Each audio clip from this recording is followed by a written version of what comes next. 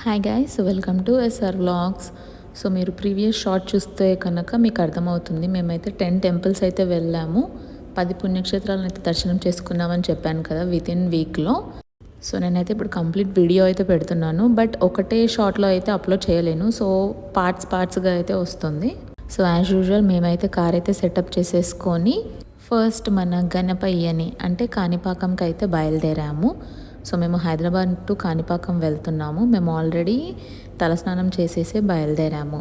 So మేము early morning 4కి అయితే బయలుదేరాము.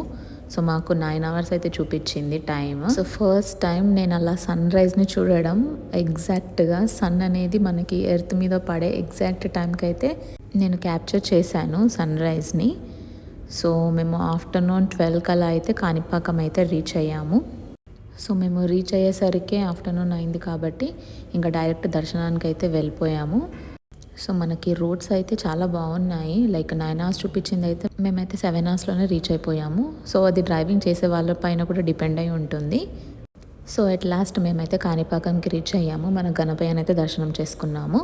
సో పక్కనే అయితే ఈ టెంపుల్ కూడా ఉంటుంది, మన Shiva Parvati plus Ganapayya temple. So చాలా అయితే బ్యూటిఫుల్గా ఉండే టెంపుల్ అయితే. సో గ్రీనరీ కూడా చూస్తున్నారు కదా, అటు శివుడు ఇటు పార్వతి, మధ్యలో నంది అండ్ గణపయ్య అందరూ అయితే దర్శనం ఇస్తారు మనకి.